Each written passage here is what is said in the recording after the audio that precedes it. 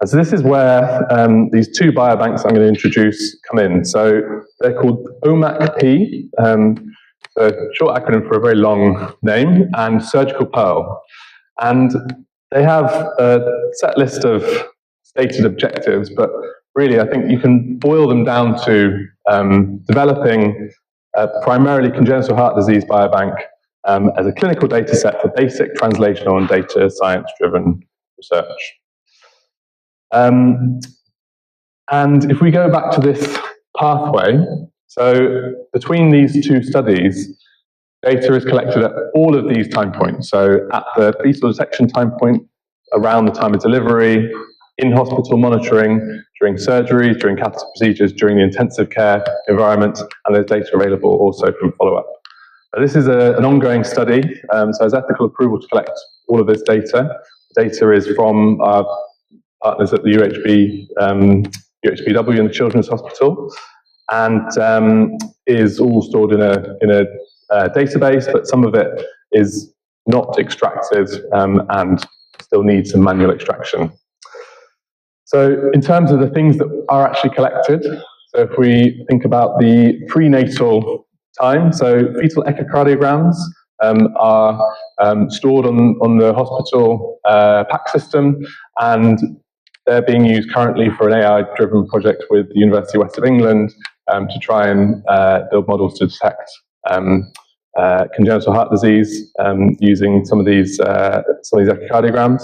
There's also maternal blood samples which are collected in the Surgical Pearl biobank. We then, at deliveries, there's an ongoing project collecting placental tissue, again to try and develop, these are going to be omics-based models for congenital heart disease prediction. During monitoring in intensive care units or on the wards, there's multiple echocardiograms done, and these are all stored on our PAC system and available for future analysis. At the point of surgery, there are blood, urine, and DNA PAX gene samples collected. In addition to waste tissue, the details of the surgical procedure, including the bypass data, the monitoring, and then pre- and post-operative echocardiograms. Similarly for catheter procedures, there's hemodynamic data and all the biological samples. And then in the intensive care unit, again, there's blood and urine samples taken, details like complications, length of stay, mechanical ventilation time, all of this granular intensive care unit data. And from the perspective of the intensive care unit, that's all electronically stored, so very easy to kind of bulk collect and bulk analyze. And then at follow-up, we have things like echocardiograms, MRIs, CTs, all sorts of imaging data. We also have exercise testing that's done in some patients.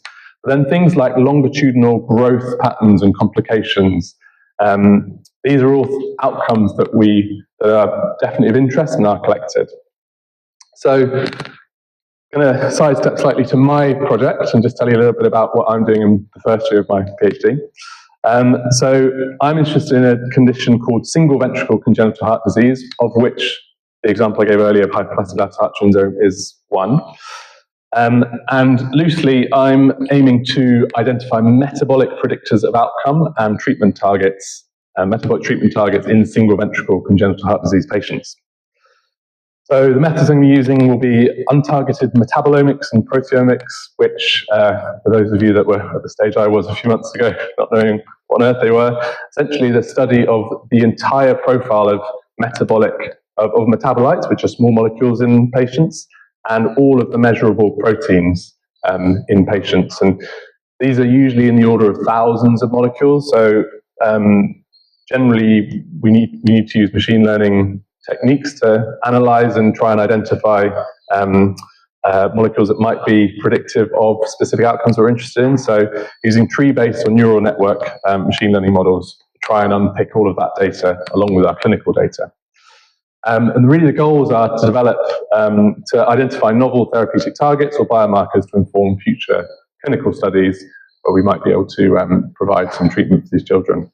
And just very briefly on hypoplastic left heart syndrome and associated single ventricle congenital heart disease. So this is what a heart with hypoplastic left heart syndrome looks like at birth. How many of you remember the anatomy of a heart? But loosely, you have 4 chambers 1, 2, 3, 4, and 2 vessels coming off of those chambers. Normally this left ventricle would be slightly larger than the right, and you can see that it's very small and actually can't provide the output that the heart needs. So over the course of their lives, firstly in the first few weeks, and then in the first few months, and then in the first few years of life, they undergo 3 major operations to replumb their heart, something that Professor Stoiker might do, and to allow them to survive longer term. From the perspective of OMAC-P and surgical pearl, just quickly going into the complications of this condition. So, single ventricle congenital heart disease is still a life-limiting condition. Lots of patients will die during childhood, and lots of patients won't make it through past their early adulthood. And generally, the complications that we're interested in are around failure of that pump, pressures in the lungs being too high to accommodate the circulation that they have, exercise intolerance, and things like reduced growth, and all of that leads to early morbidity and mortality, unfortunately. So there's definitely a need to find new tools to help these patients both survive and thrive for longer. So from the context of the surgical pearl and OMAC-P biobank, the points of collection of specimens for these patients are multiple. So each arrow represents a point at which they're having surgery, so all of those blood samples that would have been collected, all that surgical data that's collected around the actual surgical bypass, etc. You also have catheter procedures which are done between each surgery to check and assess whether they're ready to move on to the next stage of surgery. Then you also have, so those all include blood samples that have been taken that can be used for omics analysis. You have the follow-up clinics during which things like growth patterns, echocardiograms are undertaken to track things like cardiac function. And then at the end of it all, you have things like exercise tests and MRIs when they're older. So there's a raft of data that is available for this project. And so essentially, as I've sort of alluded to, what I'm aiming to do is really deeply phenotype these patients clinically, use these pre-surgical, so really the blood samples that are taken just before they have their surgery, so they're in the state that they would be as an outpatient or as an otherwise, a child that isn't currently undergoing an intensive care stay. So those sort of baseline blood samples form untargeted proteomics and metabolomics, and then build machine learning models to try and classify those patients in comparison to the control group that we have, and then to identify predictors of outcome. And the specific outcomes that I'm interested in are those serial measurements of the hemodynamic data, so those serial measurements of the pressures that we've measured in their lungs, in their heart, and the measurements of heart function on the scans that we do. Predictors of growth, so things like somatic growth of these children, because we know that they really often struggle to put weight on and usually don't achieve their growth potential. And then things like clinical outcomes, so heart failure admissions is a good kind of good starting point for working out whether a patient has a good trajectory or not. And in terms of the progress we made so far, so we've shipped some samples to Italy, just on the phone trying to get that done today, and they will be undergoing mass spectrometry analysis for proteomics and metabolomics, so to prepare and clean the demographic and outcome data, and start to develop some collaborations with some data scientists and AI-driven scientists. Challenges that we're sort of facing at the moment, so bulk extraction of things like bulk extraction analysis of things like echocardiogram data is going to be a bit of a challenge. You're sort of looking at a few scans per patient and a few hundred patients, so that's definitely something that I'm interested in. Talk to anyone that has any experience with things like AI vision or mass analysis of moving medical imaging data. Curation and cleaning of the data sets, particularly taking some of the data that isn't already collected in the database but is still on the NHS servers, and then things later on down the line like feature selection, dimensionality reduction, choosing the right models.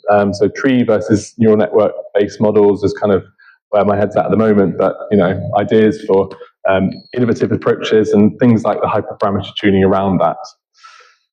And just a quick plug for other projects that are going on with the biobank. So we have some ideas around immune cell study and some basic translational science work that will definitely have an omics and an AI-driven component to it as well.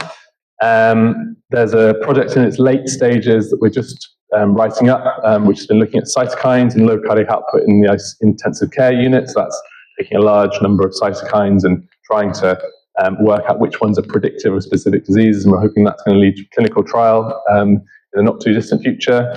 Prediction of surgical outcomes using bypass data. So again, data has been collected and starting to analyse that and get some abstracts out there.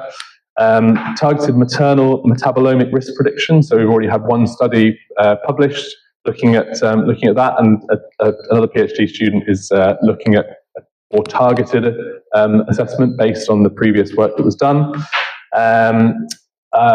We're collaborating with other groups, collecting specific types of cells to help them with their translational work through the OMEP Biobank. And as I said, the fetal echocardiogram AI vision project.